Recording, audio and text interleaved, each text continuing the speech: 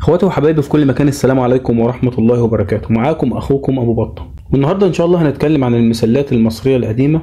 ايه هي المسلات وليه المصريين القدماء كانوا بيبنوها وايه الهدف من بنائها؟ اخويا المتابع ركز معايا شوية. المسلات دي كانت جزء مهم من العمارة الدينية عند المصريين القدماء، كانوا بيستخدموها لتكريم الآلهة والملوك، وكانت بتتحط قدام المعابد. كل مسلة بتكون عبارة عن عمود حجري طويل بقاعدة مربعة وقمة مدببة ومليان بالنقوش الهيروغليفية اللي بتحكي قصص من التاريخ والدين. ليه المصريين القدماء كانوا بيحبوا المسلات؟ المسلات كانت بتمثل أشعة الشمس، ودي حاجة مرتبطة بالإله رع، إله الشمس عند المصريين القدماء.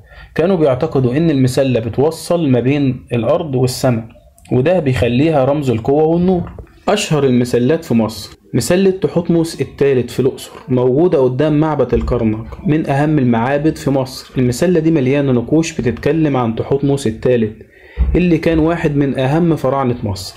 مسلة سنوسرت الأول في المطرية، دي من أقدم المسلات اللي لسه موجودة من عصر الأسرة الثانية عشر. كانت بتقف في هليوبوليس، مكان مقدس للعبادة في العصور القديمة. مسلة رمسيس الثاني في القاهرة، موجودة قدام المتحف المصري الكبير. المسلة دي كانت جزء من مجموعة كبيرة بناها رمسيس الثاني. الشيء الغريب في مسلة رمسيس الثاني إن هي مسلة معلقة في تصميمها الحالي لأسباب هندسية وجمالية، وأيضا لتسهيل عرض الآثار بطريقة تبرز تفاصيلها وتاريخها الفريد.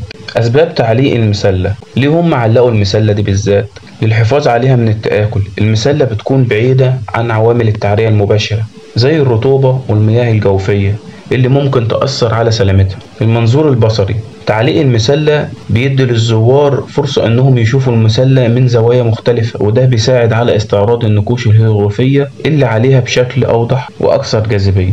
الحفاظ على التصميم الاصلي: التعليق بيمنع اي ضغوط اضافية على القاعدة او الهيكل، وده بيساهم في الحفاظ على الحالة الاصلية للمسلة لأطول فترة ممكنة.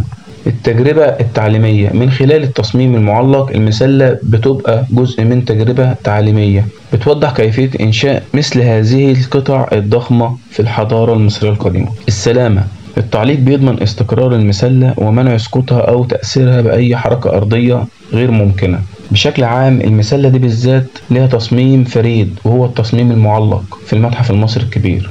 هو جزء من الجهود المبذولة للحفاظ على التراث المصري وتقديمه للزوار بطريقة تليق بعظمته.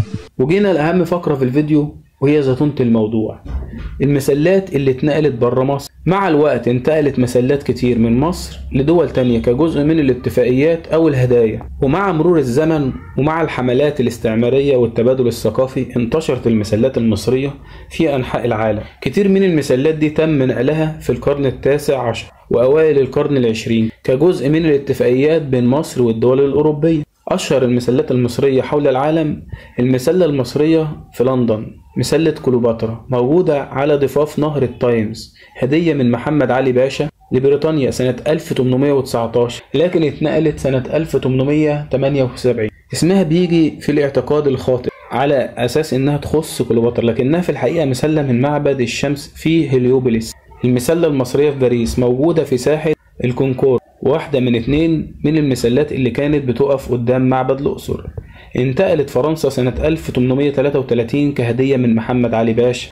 مش عارف ايه حكاية محمد علي باشا مع المسلات، ما علينا. المسلة المصرية في نيويورك، مسلة كليوباترا، موجودة في سنترال بارك، هدية من الخديوي إسماعيل للولايات المتحدة سنة 1879، مشهورة باسم إبرة كليوباترا.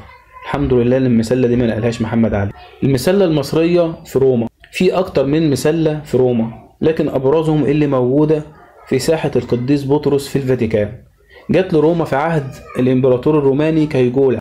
المسلة المصرية في اسطنبول، موجودة في ميدان السلطان أحمد، اسمها مسلة تحتمس الثالث، انتقلت من معبد الكرنك. دور المسلات في الحضارة المصرية والعالمية: المسلات مش بس كانت رموز دينية في مصر، لكنها كمان بقت رموز للاتصال الثقافي بين مصر والدول اللي تم نقل المسلات ليها. بتحكي قصة عظيمة عن ازدهار الحضارة المصرية القديمة وتفوقها في الهندسة والفن.